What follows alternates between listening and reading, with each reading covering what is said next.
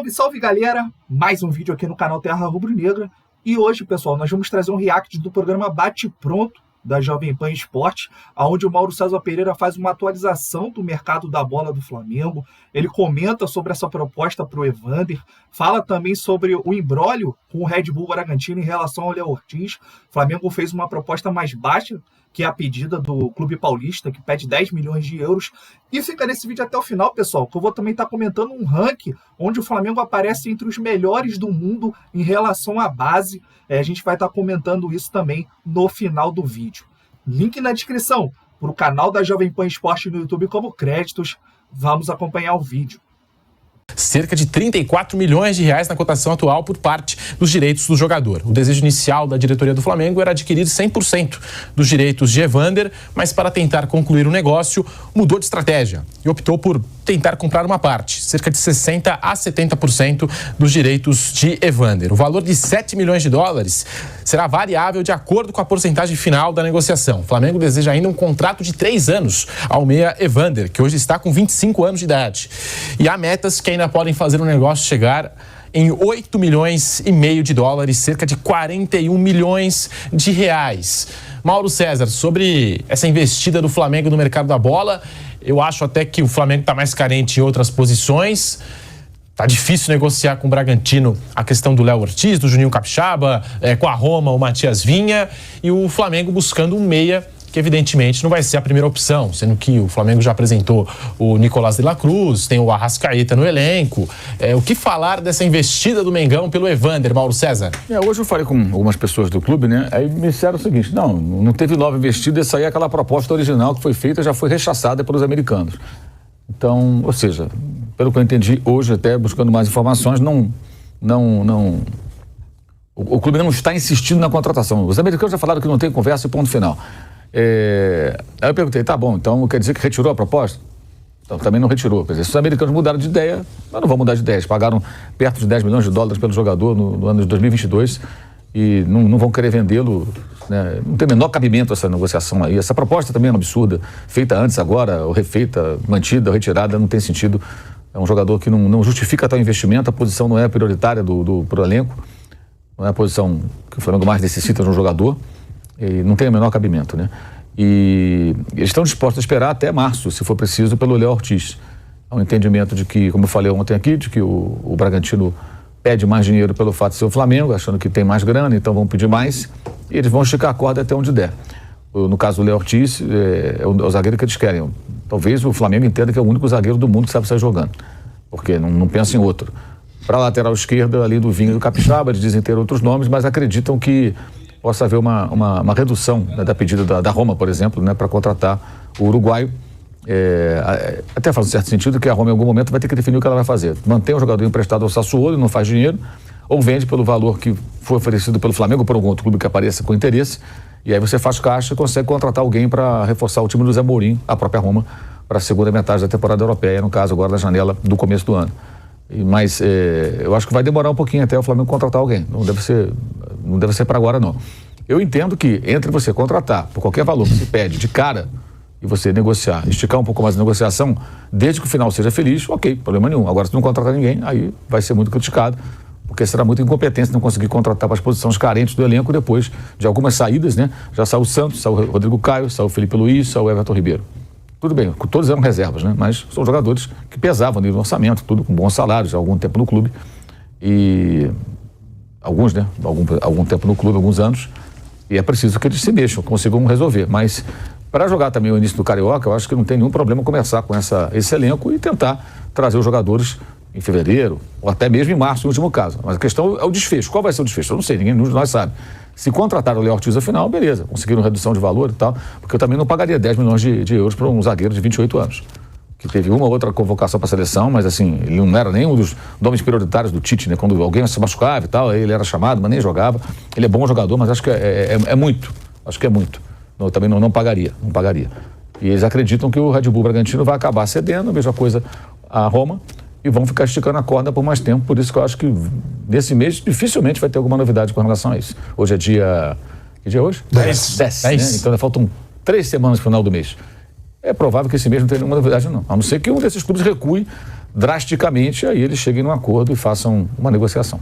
Bruno Spindel deu uma declaração, conversou com jornalistas, dizendo que, acima de tudo, está a responsabilidade financeira, que não vai fazer loucuras com o dinheiro do Flamengo. Nós temos essa fala do Bruno Spindel na chegada do De La Cruz ao aeroporto. Que a gente pode dizer que a gente está trabalhando 24/7 para poder trazer esses atletas que a gente entende que vão contribuir para qualificar o elenco do Flamengo.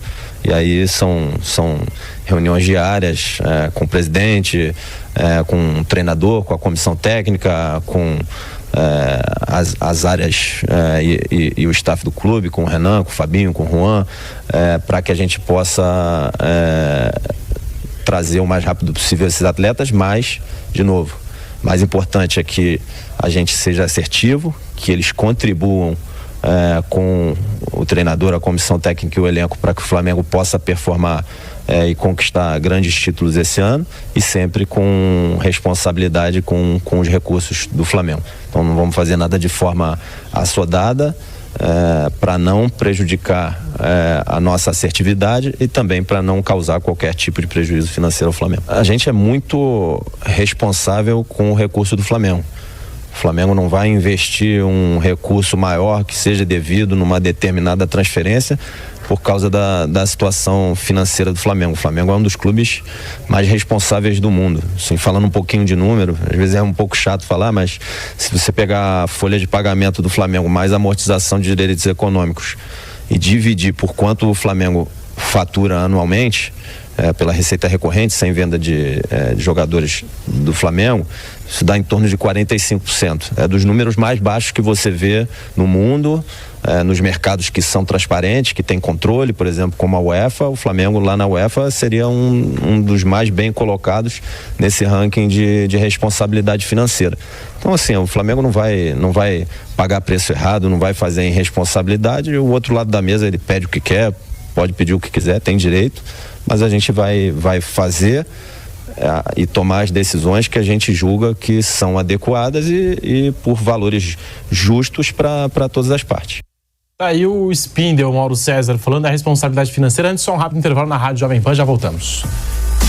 Seguimos no YouTube, tá aí, Mauro? O Bruno Spindel falando da responsabilidade financeira. Se colocasse o Flamengo lá naqueles termos de... Acho que ele quis se referir a isso, né? Fair play financeiro da UEFA. O Flamengo estaria bem colocado e tudo mais. Fala do percentual que você gasta com futebol em relação ao faturamento geral.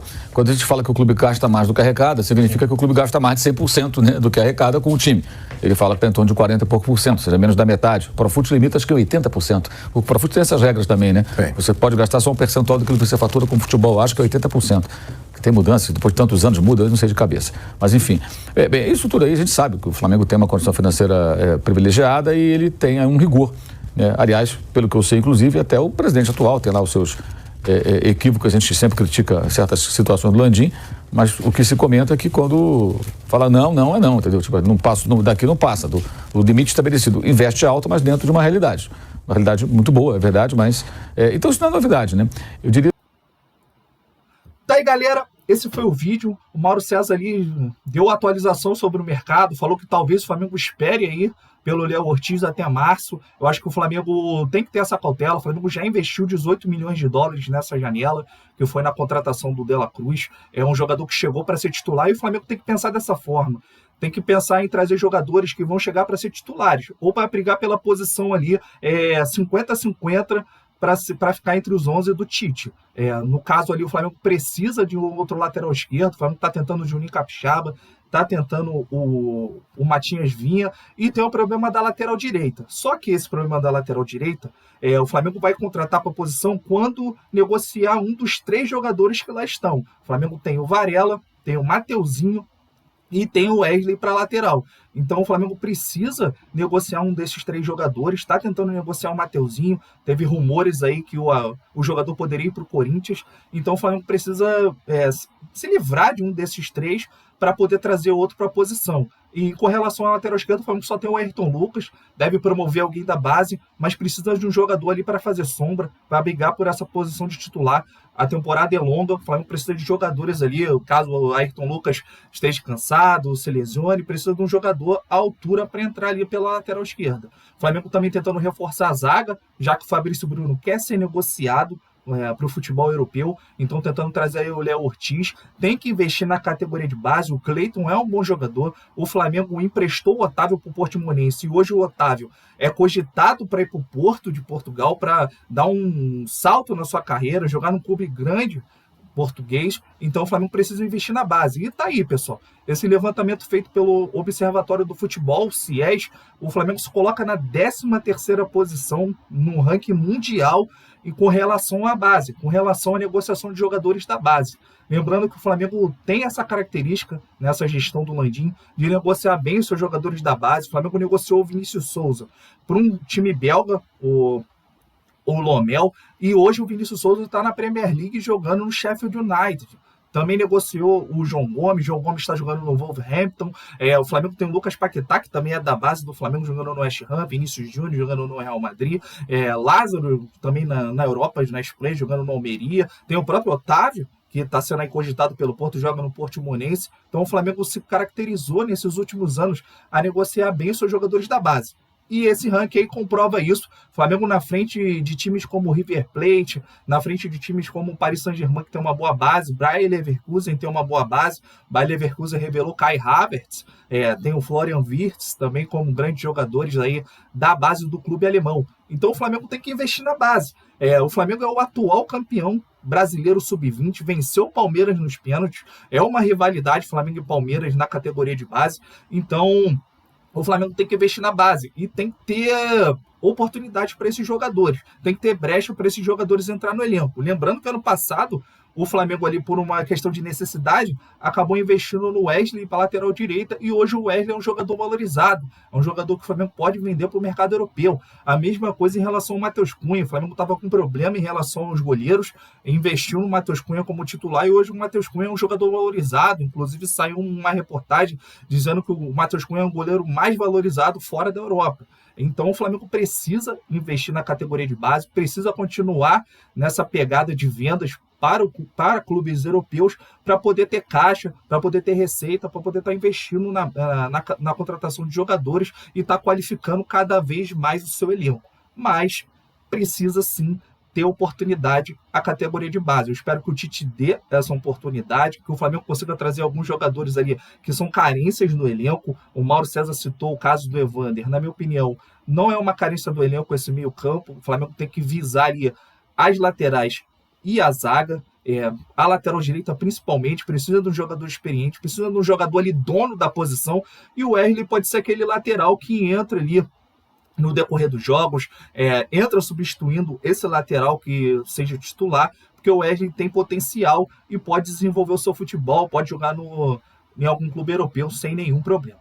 Esse foi o vídeo, galera. Deixa o seu like e se inscreva no canal. Saudações rubro-negras!